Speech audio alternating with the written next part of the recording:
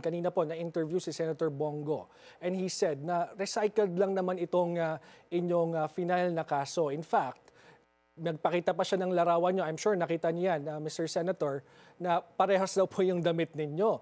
But para po sa inyong mga critics, no? Tinatanong, bakit po inuna sina Senator Bongo and former President Duterte sa paghahain ng mga kaso?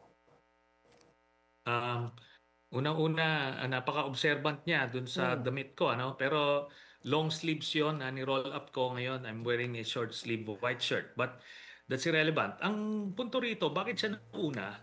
Kasi sila talaga yung mastermind. Sila yung nagtayo nitong sindikato na to. Hindi niya ina-address yung issue na bakit nagkaroon ng 200 contracts yung tatay at kapatid niya amounting to 2 billion pesos. Hindi niya ina-address eh. Sige, subukan natin na yan ang explanation niya sa ombudsman. Na-rehashed issue na yan.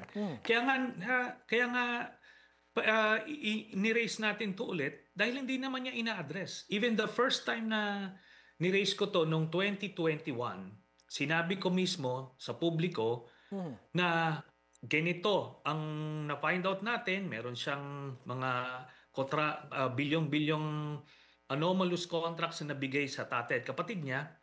Pero sabi ko, hindi ko to ifa-file habang nakapwesto sila. At nakapwesto si Martires na nagpo-protect sa interest nila Duterte. O ngayon lang naman siya natanggal sa pwesto si Martires nung natapos yung term niya, kaya ko final. So ngayon, bakit sila yung nauna? Kasi talagang sila yung mastermind eh.